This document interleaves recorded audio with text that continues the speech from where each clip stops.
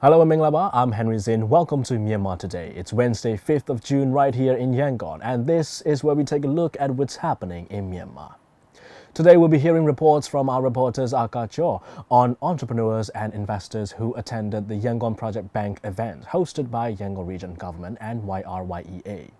And David Tanner will share with us on environmental awareness event on Beat Air Pollution, Myanmar.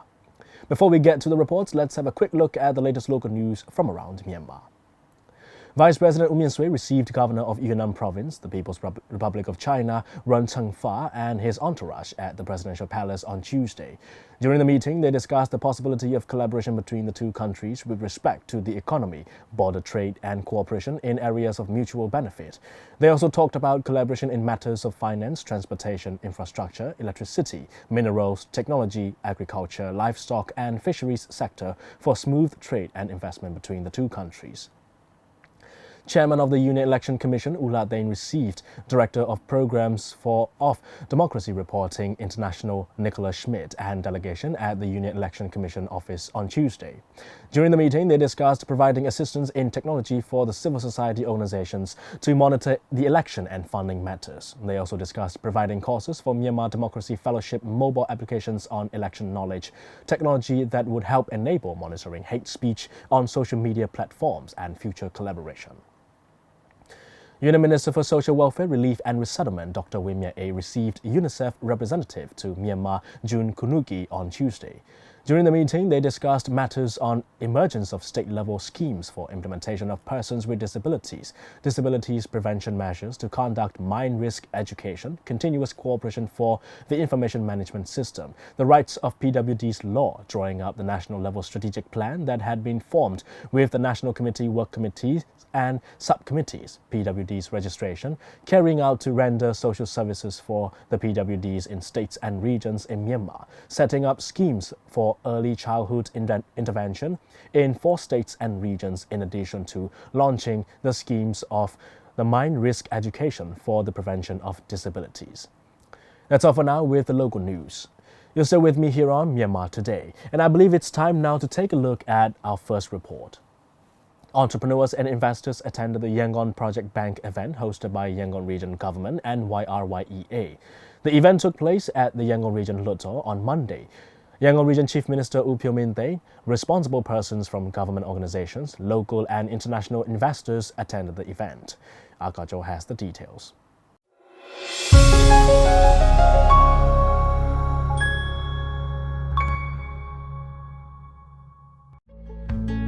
Entrepreneurs, investors, both local and international, attended the event, which discussed the Yangon Project Bank.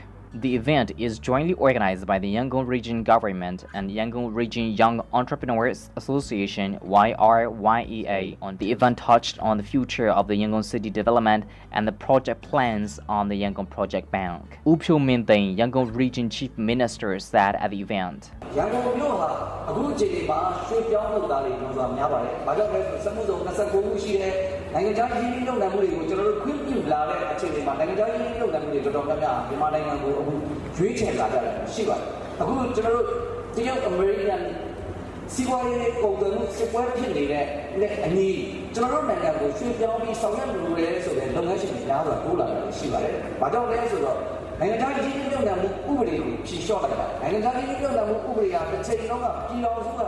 Development projects were focused mostly on east side of Yangon, and now the effort and focus will stretch on the west side of the city. A great influx of internal migrants to Yangon is huge, as there are 29 industrial zones in the city.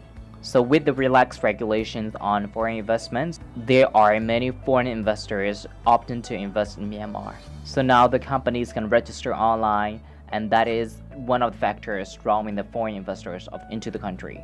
Therefore, it is vital to be able to present the investment opportunities open in Myanmar, and the Yangon Project Bank is quite useful for the purpose. With the growing investment comes increasing job opportunities, which attract migrants to the city for economic purpose. This influx of internal migration leads to the rise in number of squatters. Data shows that there are over 100,000 squatters living in Yangon. The regional government is trying to build low-cost housings to fulfill the housing need for the internal migrants.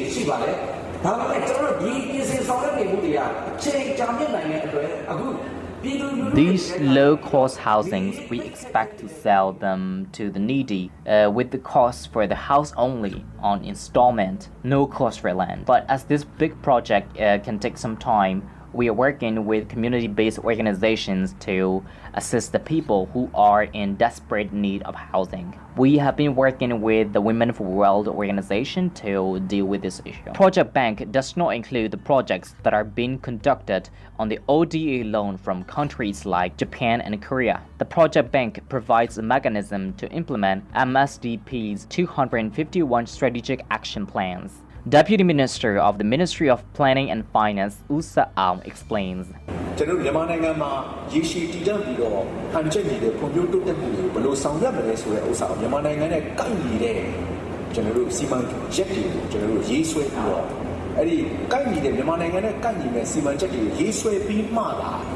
UNSDG goals UNSDG targets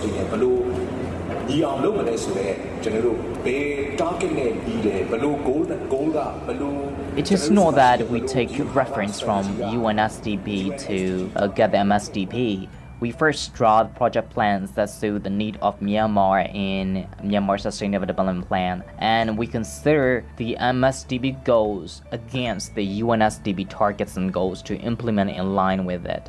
So the objective of drawing the MSDP is to shift from sectoral planning to strategic planning. The Finance Ministry showcased 30 projects and construction of Yangon Inner Ring Road, construction of Yangon Outer Ring Road, and construction of Mandalay-Tijang, Muse Expressway in Mandalay to Muse Township, Shan State through Tijang Township and Sagaing region are some of the projects included in the showcase list. This is Agajo reporting for Myanmar International Radio. Thank you. That's a report on the entrepreneurs and investors who attended the Yangon Project Bank event hosted by Yangon Region Government and YRYEA. We'll be taking a look at the stocks and currency exchange rates in Yangon very soon, but let's check on weather updates now in the three major cities in Myanmar. In Yangon, current temperature is at 28 degrees Celsius with the highest temperature of 31 degrees Celsius. It will be cloudy tonight with lowest temperature of 26 degrees Celsius. In Naypyidaw, current temperature is at 27 degrees Celsius with the highest temperature of 34 degrees Celsius. There will be thunderstorm tonight with the lowest temperature of 24 degrees Celsius. In Mandalay, current temperature is at 27 degrees Celsius with the highest temperature of 33 degrees Celsius. There will be isolated thunder showers tonight with the lowest temperature of 26 degrees Celsius. Before we move on to stocks and currency exchange rates, let's take a look at the second report for today. Beat Air Pollution Myanmar, which is an environmental awareness event to raise awareness of the sources of and solutions to air pollution in Myanmar, was held on Monday, leading up to the World Environment Day today, was held at Junction City. For more on the story, let's take a listen to David Tanner's report.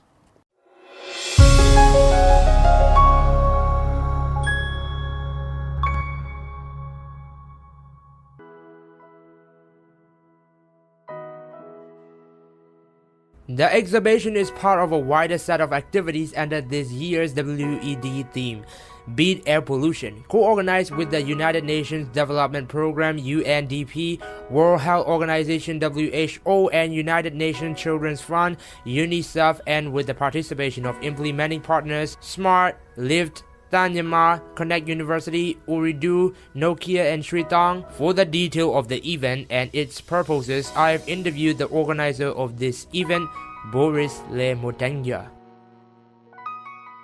I'm Boris Le Montagnier. I'm organizing like events throughout the year, like photo, cinema, etc. And today I'm organizing an exhibition to raise awareness about air pollution. Yeah, it's World Environment Day today, on the 5th, and it is within this framework.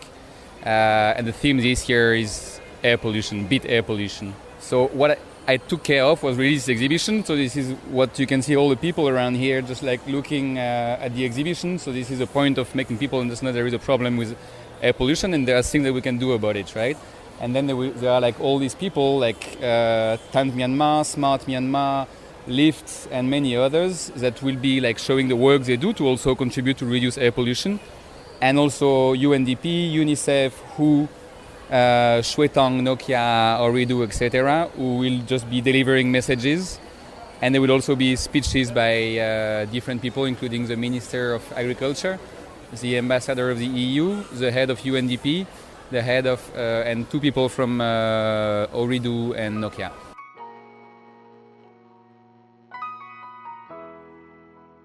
Air pollution is prevalent in many cities and regions around the world. According to the World Health Organization, approximately 7 million people worldwide die prematurely from air pollution each year, with about 4 million deaths occurring in Asia Pacific. In Myanmar, air pollution causes some 22,000 deaths annually. What are the things that needed to do in Myanmar in the case of environmental pollution? Let's hear about it as well. I think there is a lot to do. There is clearly like a lot of things to, but like in any other sectors, right? There is a lot to do, but there are also movements like on next Wednesday on World Environment Day on June 5th. There will be the release of the National Environment Plan, which is kind of the human rights declaration, if I may, of environment for Myanmar. So it's great. They're going to set the objectives in terms of environmental policy that should happen in the next 20 years.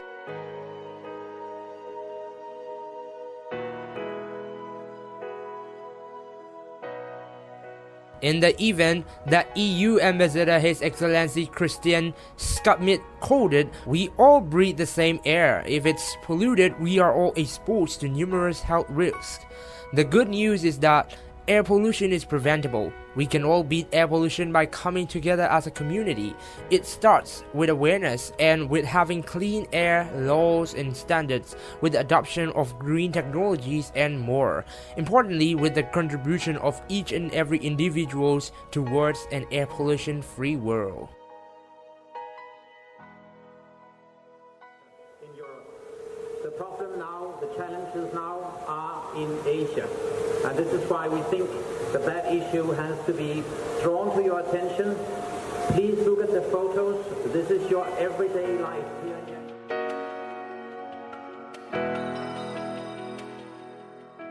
This is an issue that Europe has been working on since 1970.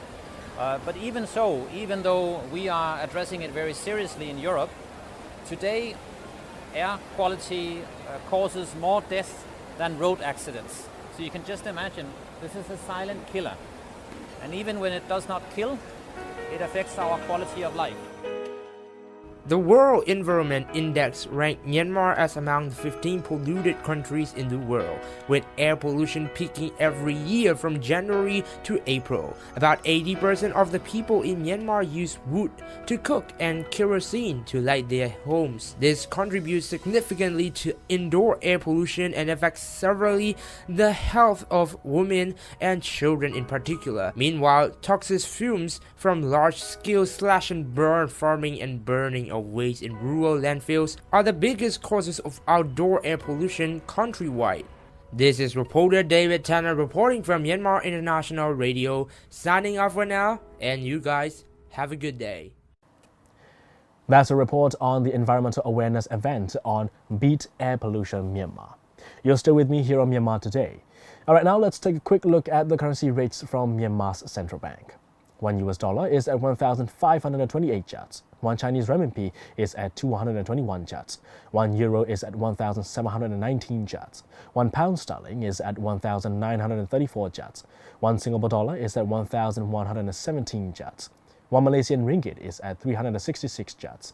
1 Thai baht is at 48 kyats, and the Indian rupee is at 22 kyats. Gold is trading at 1,325 US dollars. Silver is at 14 US dollars and Brent crude oil is at 61 US dollars. On the Yangon Stock Exchange, FMI is at 11,500. MTSH is down 50 at 3,200. MCB is up 100 at 7,900. FPB is up 500 at 23,000. TMH is at 2,950. And that's all on Yangon Stock Exchange for today. This is Myanmar Today, broadcasting live from Myanmar International Radio. You can visit our website at miradio.com.mm and listen to our radio programs live on the website with only the greatest hits of music. And if you're on FM, catch us on 96.1 FM in Yangon, 96.5 in Manali, and 96.7 in Naypyidaw. Or better yet, download MI Radio app on both iOS and Android devices, so wherever you go, MI Radio is with you. And that's all the reports we have for today. Well, just before we say goodbye, let's have a last check to see if there's anything strange or interesting happening in the world. A 21-year-old American woman broke a Guinness World Record when she became the youngest person to visit all 196 sovereign nations in the world.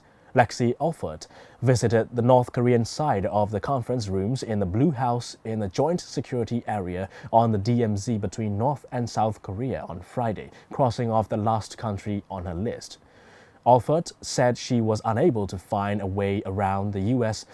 travel ban to North Korea, but Guinness rules allowed for the Blue House visit to count as stepping foot on North Korean land.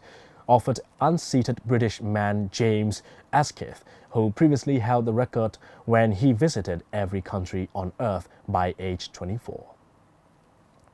Officials in an Ohio village said pink water coming out of residents' taps is safe for drinking, but could be damaging to clothes.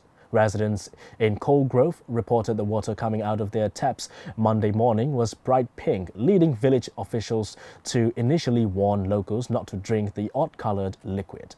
Officials later said the pink color came from a malfunction at the water treatment center that saw a large quantity of sodium permanganate end up in the water. The village flushed the water at the treatment plant several times Monday, and officials said the water will return to its usual transparent appearance once all of the pink water has been run out of the pipes. Oh, I don't think I'm going to drink a tap water that comes in odd colors from the pipes. Better be safe than sorry. Well, that's all with the news and reports now. You can leave your comments and messages on our Facebook page and catch Myanmar Today on radio from 1 to 2 p.m. and from 8 to 9 p.m. Monday to Friday. Don't forget to tune in. You've been watching MI Radio's Myanmar Today. Thank you for being with us. I'm Henry Zin. We, of course, hope to see you again right back here tomorrow. Bye-bye now.